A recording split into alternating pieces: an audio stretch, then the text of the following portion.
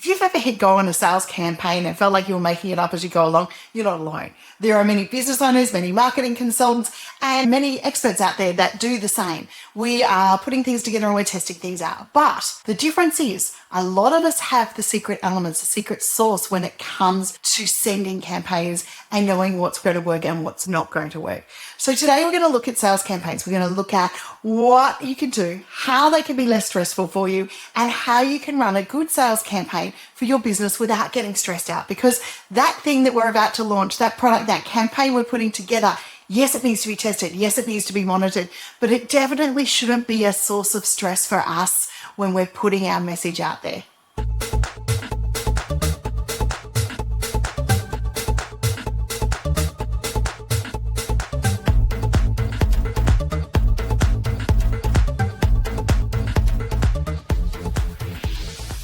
So here's the good news. Sales campaigns don't have to be stressful. With a few strategic moves, a few little checklists, we can actually make a sales campaign, you're going to hear me say it, enjoyable. Something we can enjoy and something that we do reap the benefits and rewards from.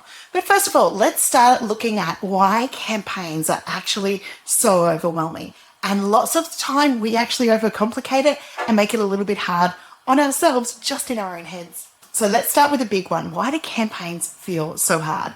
For most people, it's because they're trying to create content on the fly. You are unsure what to say and when.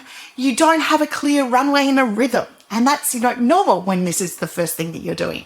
And you're doing all the things yourself. And I know that sounds like, but I need to make money Linda before I can do everything else. But when we're doing everything ourselves, there's no second set of eyes. There's no people to check up on things along the way. And we want to make sure that we have those things as well. And the thing is, when we're doing all of those things, that's a recipe for burnout. Treat your campaign like a story. We want to make sure that our people are feeling engaged. We're telling a story just a little bit like I am doing here on this video for you so that people can engage with you along the way. So your campaign is like a story. So whenever we're launching something or doing something, we're going to share story moments, things like behind the scenes moments, things like I've just created this or I'm excited to do that. And just today, I just got off the call with a young author who's launching her book. And I have just shared to social media going, how amazing does it make you feel on a Friday when you get to share this content? Now, this video is not going live on a Friday. And it most probably isn't going live for a little while yet. But it's great to be able to share part of the story and share behind the scenes. For me, that not only shows that I help people put books together, but also it helps me celebrate my young author and helps her start her pre-launch campaign along the way. And it is all about telling a story. So we're going to treat our campaign like a story. And a good story has a very clear beginning, a middle, and an end. And that's for the three ingredients that we need to have in a good campaign. A beginning, where are we going to start from? The middle, all the bits that we need to do in the story we're telling, and an end where we look at those results and we look at the outcomes and we measure what is a success inside the campaign. So now I'm going to share with you the 5 steps that we use to make a successful campaign. And they're easy little steps now to make sure I don't miss them out. I've got some little notes on my phone here that I make sure I'm going to refer to along the way so that we can help you put these 5 steps together within your campaign. So this is our 5-part structure. Whether I'm promoting a product or I'm promoting a workshop or an event, we tend to use this structure in everything that we do. So step 1 is the runway. It's 1 to 2 weeks out. In event cases, it's normally 3 to 4 weeks out.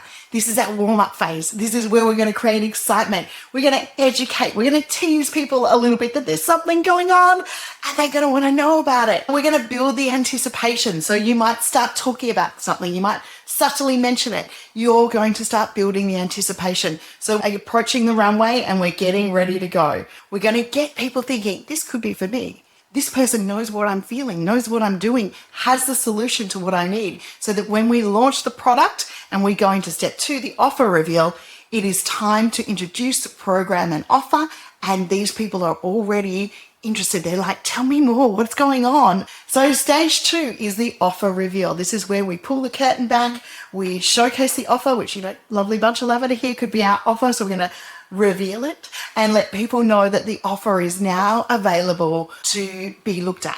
And in the offer reveal, we need to do a couple of things. We need to be clear, we need to be confident, we need to be customer focused. We need to know what it is, who it is for, and we need to know what transformation, what difference in the people's lives does this product, offering, service, workshop make. So we're going to clearly describe who it is, who it's for, and what difference it will make for them. By having those three things in our offer reveal, we're now talking to our audience. We've educated, we've warmed up our audience, we've now gone into reveal mode, and we're going to write our sample page. We'll have some FAQs in there that people might ask us along the way, or that we might preempt that people are going to ask us so that we can reveal the offer. Step 3, we jump into mid-campaign momentum, okay? Normally people give up after the offer reveal. It's normal for most business owners. We've revealed it, I'm sick of doing it now, I don't really want to do it. But this is really crucial. Mid-campaign momentum is key, and it will see your campaign become a success if you can maintain momentum here and continue engaging with your people. So you want to keep going by sharing social proof, by telling stories from past clients or students or workshop attendees or people who've worked for you in the past. And if it's a course or an offering, you might want to talk about your beta testers, get them in there running testimonials. You might bust common objections. So you might do a whole video series about, okay, so I've been talking about the product this, or I've been talking about that, and people have this problem with it, and this is how you fix it. Or people are expecting this, or this is how you fix it. You might even run a live Q&A session, especially if it's an event or a workshop where there's a rather large investment. Run a live Q&A so people can come and ask you questions, or run demonstration videos around the products. This works because we launched our product doesn't mean that everyone saw it. People buy midway throughout the journey. And quite often they're buying midway because that's when they've got the budget to buy it. So we need to continue, keep telling our story midway and keep engaging with the people and keep offering them, our product, our offering as a solution along the way so they can keep engaging with us and make that purchase. We attract new members in our audience each and every day. So the other key thing to remember is just because you mentioned it yesterday doesn't mean the person was following you yesterday and now today they need to receive that message. Now, if you've got an evergreen product, this stage of the promotion is most probably, unless you phase it out, not relevant, but it is highly relevant if we're running courses, we're launching a special pricing, or we're running events and those sorts of things. And that is the final push, as we call it. So towards the end of our campaign. Now, as I said, evergreen products and promotion stuff that can be sold again and again is going to continue that mid-momentum journey for a long time before it gets into this stage. So these are countdown posts. It might be 2 or 3 days to go before our early bird pricing ends. It could be, 3 days before your final sign up ends. It could be, okay, we've only got 2 spots left posts if you're running events. For courses, it could be, pre-launch pricing, or you could be running campaigns that possibly aren't so much evergreen, but are time-based, like Click Frenzy campaigns, Black Friday campaigns, where you're going to want to have these countdown posts. This is where we create a sense of urgency, which therefore means that time is running out to make that purchase. And even if we were running an evergreen program, eventually we might decide to stop offering that service or that program. So we might have our last round of books to sell or those sorts of things along the way. Now, in our launch campaigns, especially if we're doing things like this with books, we can do value adds, which does mean that we can do this last 2-day push in an evergreen campaign, or in our courses, you could offer bonus time with you, bonus calls, and that can happen in the countdown timer as well as the pricing. And then we go into step 5. Now, step 5 is all about the follow-up post-campaign. Now, most sales reps hate the follow-up, most marketers hate the follow-up, but the follow-up is where the magic actually happens. And it's normally also where we get the next sale. So the follow-up is huge. So we want to make sure that we don't disappear as soon as the cart happens. We want to thank our audience, whether they bought or not, for supporting us through the campaign. We want to ask for feedback. We want to offer a soft next step. So, for example, I'm just about to offer a soft next step for the 2026 marketing retreat. So I'm about to go, sign up for the waitlist here. We've got the dates organized. We're just creating the venue. That's a soft step to the next waitlist.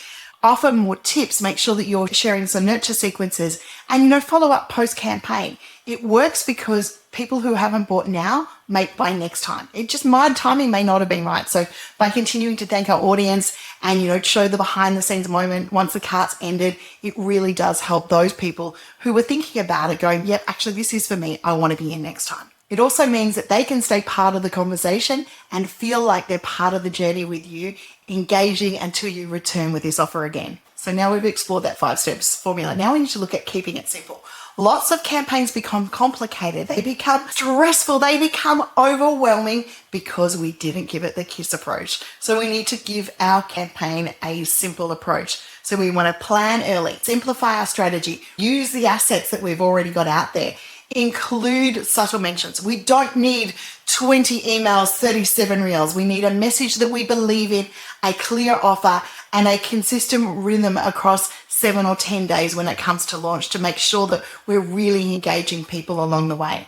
And then we move that rhythm back into our mix. We keep subtle mentions coming through in our mid campaigns as well. And the best thing about keeping it simple and trying to keep it as evergreen as possible is we can continue to use those assets. And honestly, once you've run a solo campaign and you know it works, it's easy to rinse it off, repeat it, and do it again. So this simple strategy allows us to be able to do that. We don't always need to be fancy. What we need to be is clear, concise, and compelling to get people to buy. So sales campaigns are something that we are going to come across on a regular basis within business. If you need a little bit of help and guidance, the Reed-Enever Group team and I are happy to help.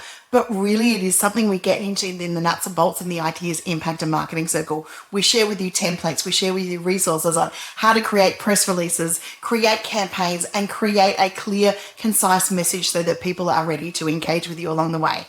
If you are looking to create impact, check it out. But the key thing that I want to leave you with today, the message that I want to leave you with today is sales campaigns are all about having a clear message, planning ahead, being consistent, maintaining momentum, and simply offering to your people without a hidden agenda what it is that you've got for them, how it's going to benefit them, and what's the transformation they're going to see. Until next time, I'm Linda Reed-Enever. Get out there, create impact, and make sure that you are running campaigns that engage with your audience and tell them what you do.